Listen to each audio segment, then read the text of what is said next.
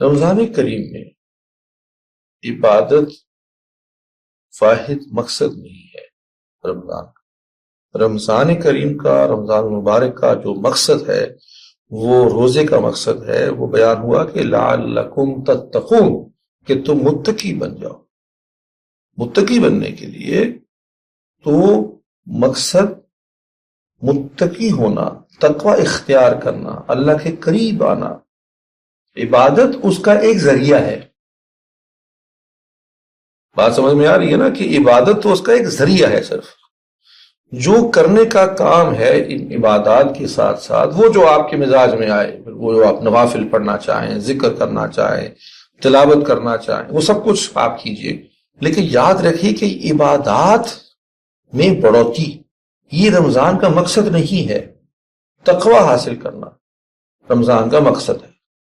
اس کے لیے عبادت اور ذکر اور دعا اور یاد اور تلاوت اور تسبیح اور تحلیل کے ساتھ ساتھ آپ کو تفکر اور تدبر بھی کرنا ہوگا، اپنے اوپر، اپنے نفس پہ غور کرنا ہوگا کہ میری ذات میں کیا کیا وہ برائیاں ہیں، کیا کیا بری عادات ہیں جو میرے رب کو، میرے محبوب حقیقی کو پسند نہیں ہے۔ وہ کون کون سے ایریاز ہیں، وہ کون کون سے معاملات ہیں جن میں میں حضور اکرم صلی اللہ علیہ وسلم سے دور ہوں، اور پھر ان خیر کو اور ان صدقات کو، ان اچھائیوں کو، ان کو اختیار کرنا۔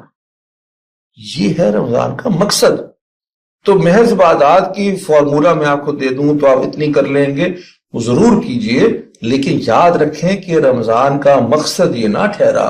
عبادات ذریعہ ہیں، ان عبادات کے ذریعے سے تقوی اختیار کرنا، ان عبادات کے ذریعے سے پچھلی گناہوں کو اور اگلوں کو معاف کروا لینا مقصد صرف نہیں ہے، بلکہ بہتر سے بہتر انسان بننا، اچھے سے اچھا مسلمان بننا، جو کہ اللہ کے اور اس کے رسول کے صلی اللہ علیہ وسلم تعلیمات کا بھی پیروکار ہو۔